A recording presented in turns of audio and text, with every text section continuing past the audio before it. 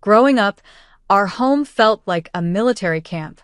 My father, a college teacher, ran our lives with strict rules and high expectations. My older sister Sophia was the ideal child in his eyes, obedient, focused on her studies, and always trying to keep everyone pleased. I was the opposite, always testing the boundaries. During dinner, my father would snap, "Grace, sit up straight. A lady doesn't slouch." I'd roll my eyes, sit up briefly, then slouch again as soon as he looked away. It was a constant battle of wills between us. My mother didn't say much, but her quiet disapproval was just as strong. She'd raise an eyebrow at my clothes or the friends I chose, often sighing, "What will the neighbors think?" Despite feeling trapped at home, I tried to carve out a little freedom. When I was 15, I started dating Michael. He was 18 in college and everything my parents wouldn't want for me. We kept it a secret, meeting whenever we could. It felt like my own little escape, a slice of freedom in an otherwise controlled life. I had big dreams, to go to college, get out of my parents' tight grip, and start a life on my terms. But things didn't go as planned. A few months after my 17th birthday, I started feeling queasy every morning. At first, I brushed it off as stress from upcoming exams. But the sickness didn't go away. One day, I found myself in a gas station bathroom, staring at a pregnancy test with shaking hands. As one pink line appeared, my heart sank. Positive. I was pregnant. The next few days were a haze. My mind was racing, unable to think about anything else. I knew I had to tell Michael, but every time I tried to dial his number, I lost the courage. Eventually, I couldn't avoid it any longer. We met at our usual spot, a quiet park where no one would see us. When he saw me, he smiled, but his expression changed as soon as he noticed my face. "What's wrong?" he asked, reaching for my hand. I pulled away, wrapping my arms around myself, trying to keep my voice steady. "I'm pregnant," I blurted out. The silence that followed was suffocating. Michael's face went through a series of emotions: shock, disbelief, and finally, fear. "Are you sure?" he asked, his voice barely a whisper. I nodded, tears welling up. I took 6 tests, all positive. Michael ran his hand through his hair, avoiding my gaze. Finally, he muttered, "You need to get rid of it, Grace. An abortion is the only option. We're too young. It'll ruin everything." I was stunned. This was the boy I thought I loved, dismissing our baby as if it were nothing. "Get out of my sight," I said, barely containing my anger. He left without another word, leaving me alone to face the hardest decision of my life. Telling my parents was even more terrifying. I waited until after dinner. My father was in the living room, reading the newspaper, while my mother was knitting. Sophia stood nearby, her face curious but cautious. "I have something to tell you," I began, my voice trembling. My father lowered the paper, suspicion already in his eyes. "What is it, Grace?" he asked. Taking a deep breath, I said, "I'm pregnant." The room exploded. My father's face turned bright red as he started yelling about shame and disappointment. My mother burst into tears, murmuring about what the neighbors would say. Sophia stood silently, her expression a mix of shock and disappointment. "You'll get an abortion," my father said firmly after he'd calmed down enough to speak clearly. "We'll find a discreet clinic, and no one will ever have to know about this mistake." At first, I resisted. I didn't want to go through with it, but the pressure was unbearable. A few days later, I found myself in a doctor's office, with my mother and Sophia beside me, their faces blank but tense. The doctor, a kind woman in her 48s, looked over my chart with a frown, then turned to me, her eyes filled with concern. "Grace," she said gently, "I need to tell you something important. Given your medical history, if you choose to have an abortion, there's a high chance you might not be able to have children again." Her words hit me like a wave. The idea of never being able to have children again stopped me cold. I took a deep breath, my voice steadier than I expected, and said, "I'm not doing it. I'm keeping the baby."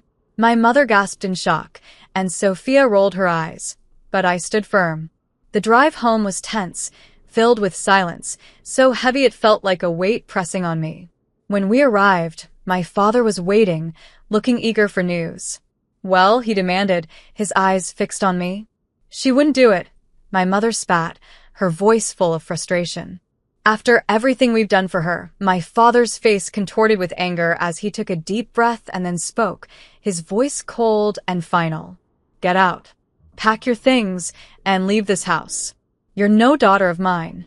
I won't have you embarrassing this family with your condition.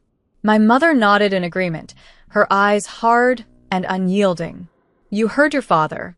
Go. Sophia just stood there, silent and judgmental. Tears streamed down my face as I rushed to my room, grabbing whatever clothes I could fit into a bag. As I headed for the door, my father's voice rang out one last time, a harsh reminder of his decision. And don't think about coming back. As far as we're concerned, you're dead to us. The door slammed shut behind me with a sound that felt devastatingly final. Alone, pregnant, and now homeless, I had no one else to turn to. In desperation, I called the only person I thought might help, my Aunt Harper.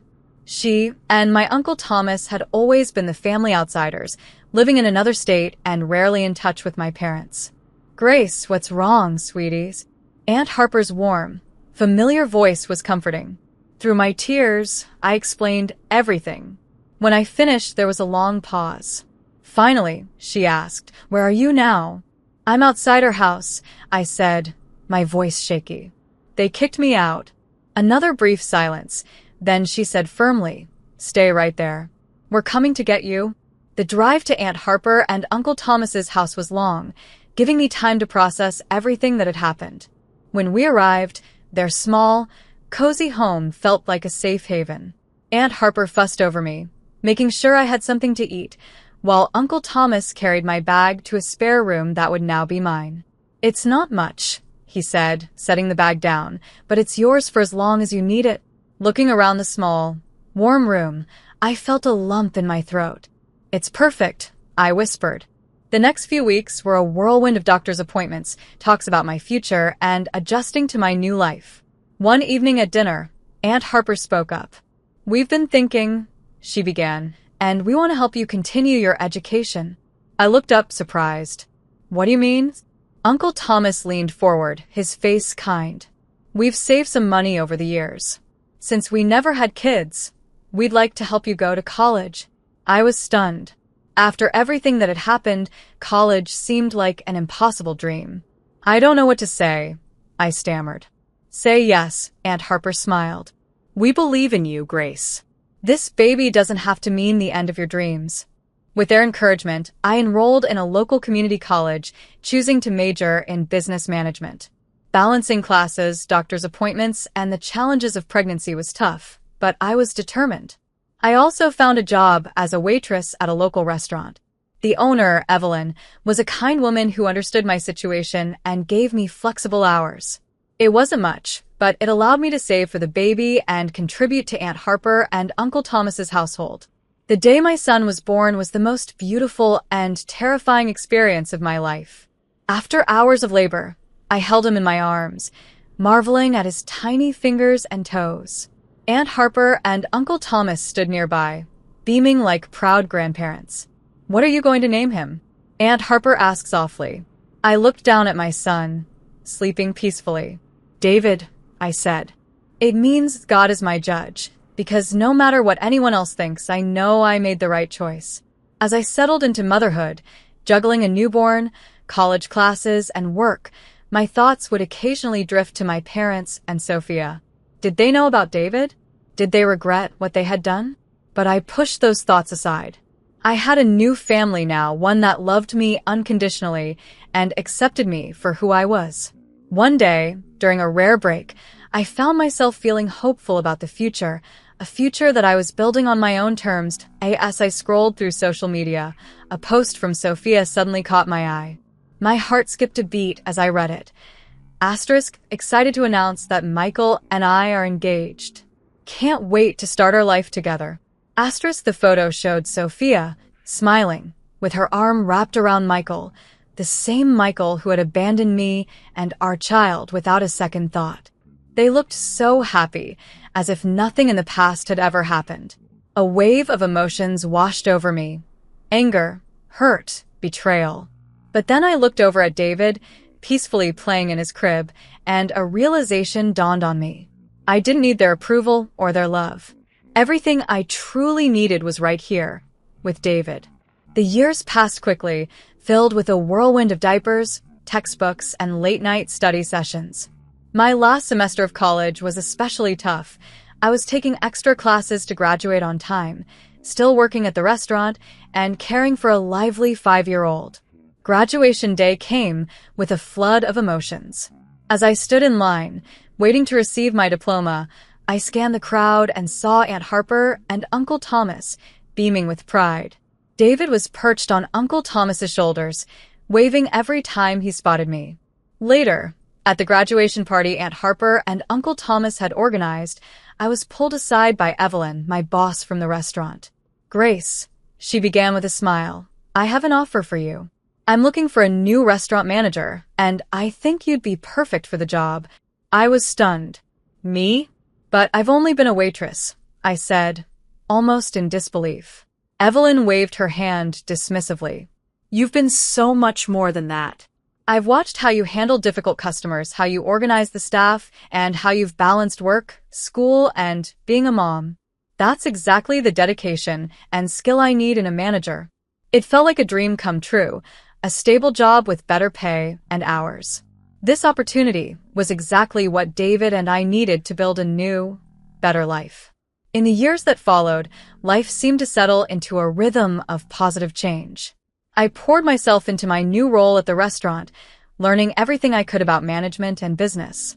David started school, blossoming into a smart, curious boy with a love for reading and baseball. It was during one of his Little League games that I met Andrew. He was there with his son, Kevin, who played on the opposing team.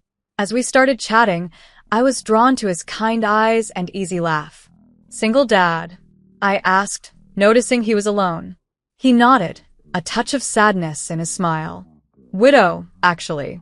Kevin's mom passed away when he was a baby." My heart ached for him. "I'm so sorry. That must be hard." "It is," he admitted softly, "but we manage." "What about you?" "Single mom." I chuckled. "Is it that obvious?" Our relationship developed slowly. We were both cautious, having been hurt before, and with children to consider, we didn't rush things. But over time, I found myself falling for Andrew. He was kind and patient, and David adored him. About a year after we met, Andrew proposed.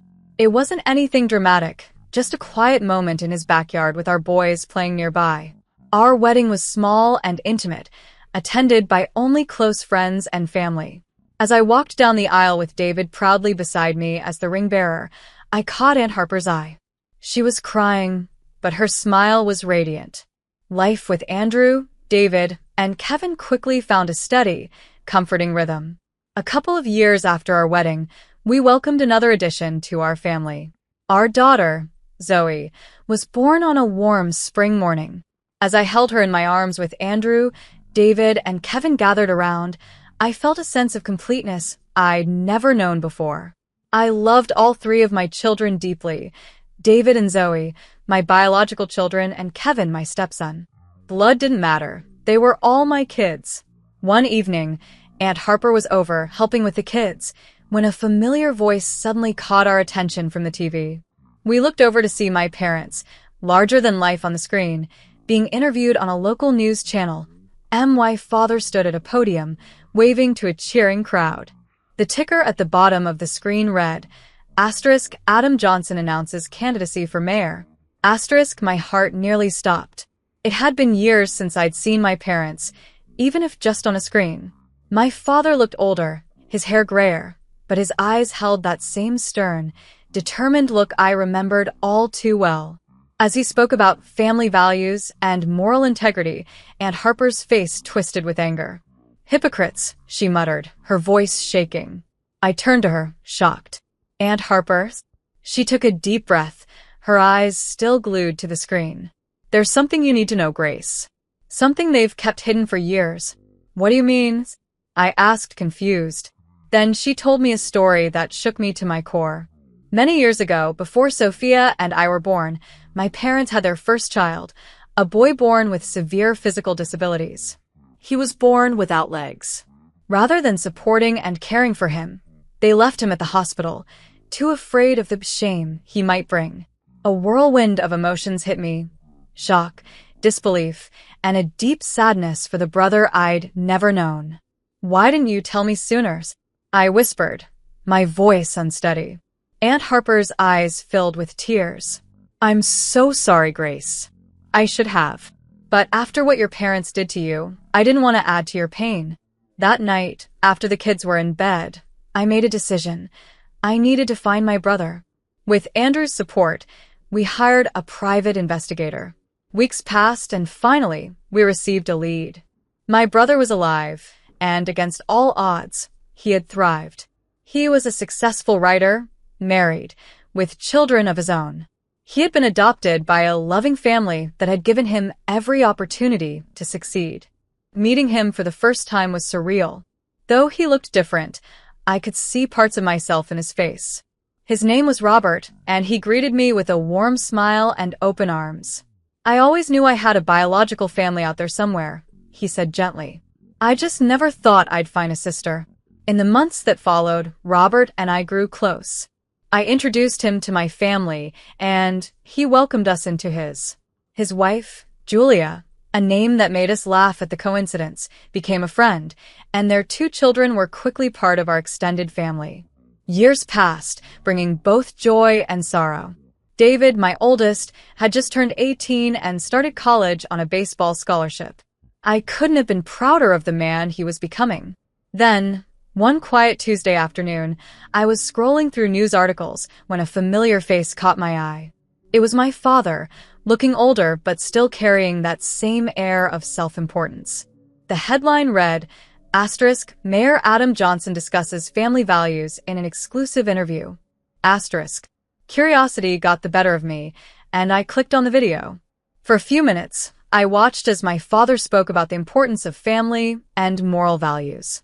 Then the interviewer asked about his children.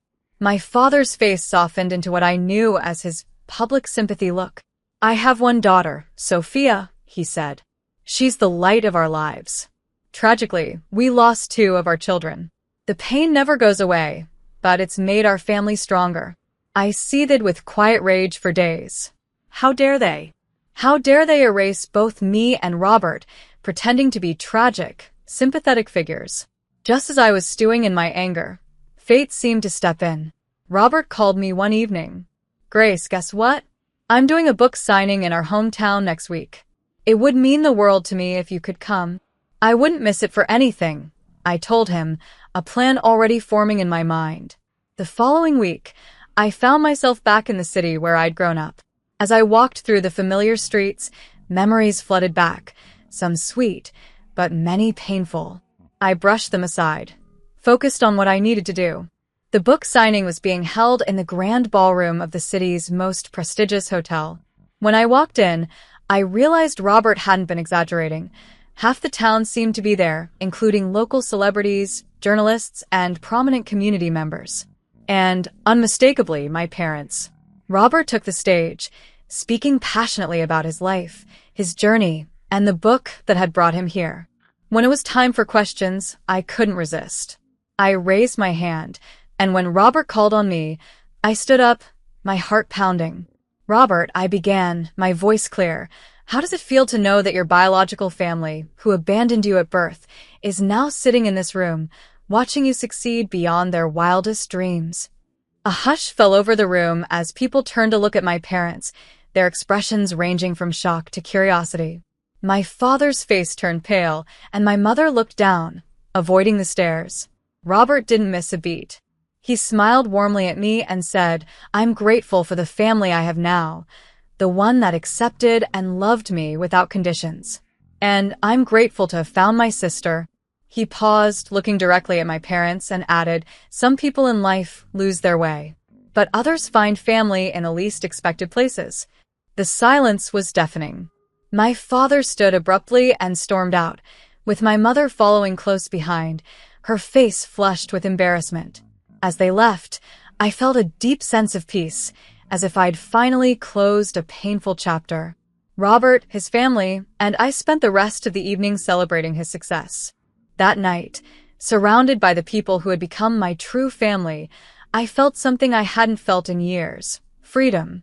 I was finally free from the weight of my past, free to embrace the life I had built, and free to cherish the family I had found. Business leaders and politicians mingled in the grand ballroom, awaiting the event start. In the front row sat my parents and Sophia. My father, now the mayor, looked every bit the distinguished politician, his suit sharp and his posture commanding. My mother was elegantly dressed, smiling and nodding at familiar faces, while Sophia sat beside them, her gaze fixed ahead. They hadn't noticed me, seated near the back, my heart pounding so loudly it felt as if everyone could hear it. Then, Robert rolled onto the stage in his wheelchair to a wave of applause. He looked poised, comfortable, and powerful in the spotlight. He began speaking about his book and life journey, his voice steady and warm. I watched my parents closely as Robert spoke about being born with a severe disability, no legs, and other health issues. My biological parents abandoned me at the hospital, unable or unwilling to care for me, he said. My father's expression remained practiced and unreadable, as if he were merely listening to someone else's story. It's a sad story, Robert continued, but I was lucky. I was adopted by a wonderful family who gave me every chance to succeed. He paused, then added, still, I always wondered about my birth family, who they were, and why they gave me up. The room was silent, completely absorbed in his story.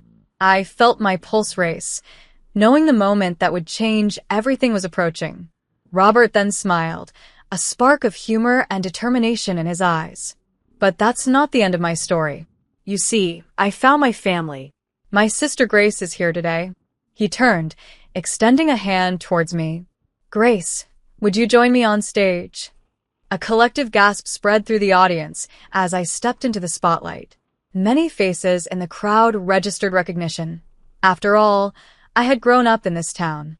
But the most stunned reactions were from the front row. My parents' faces drained of color, and Sophia looked as if she'd seen a ghost. They knew their carefully built image was beginning to crack. My parents stood, clearly planning a hasty exit, but I wasn't going to let them escape the truth yet again. Mom, Dad, please stay, I called out, my voice echoing through the now silent room. I think it's time we had an honest conversation, don't you? They froze, caught under the scrutiny of the entire audience. Reluctantly, they sat back down. I took a deep breath, steadying myself. Many of you knew me growing up. You knew my family. But there's a lot you didn't know, a lot that's been hidden for far too long. I paused, gathering my strength. Then I told them everything. I explained how my parents had abandoned Robert at the hospital, ashamed of his disabilities. I described how they hid his existence, building their public image on lies. And then, history repeated itself. I continued, my voice stronger now. When I became pregnant at 17, they didn't offer me support or understanding. They demanded I have an abortion, even after doctors warned that doing so could make me infertile. When I refused, they kicked me out, pregnant, alone, and abandoned, all to protect their perfect image. Gasps and murmurs spread through the crowd as people absorbed the weight of my words. I saw people shooting disgusted looks at my parents, who seemed to shrink further into their seats. For years, I've heard my parents talk about family values and morality, I said, my voice trembling with emotion, but their actions tell a different story. They abandoned 2 of their children when we needed them the most. They erased us from their lives to preserve their perfect image. The room erupted into chaos. People were shouting, some at my parents, others in heated conversations with each other. Journalists, who had come expecting a simple book signing, were frantically taking notes, speaking into their phones, or pointing cameras at the unfolding scene. In the middle of the uproar, I locked eyes with my father. The man who once seemed so powerful and infallible in my childhood now looked small, defeated, and broken. My mother sat beside him, openly crying, her face a mixture of regret and shame. Sophia sat frozen, her face a mask of shock and confusion. In the days that followed, news of the incident spread quickly.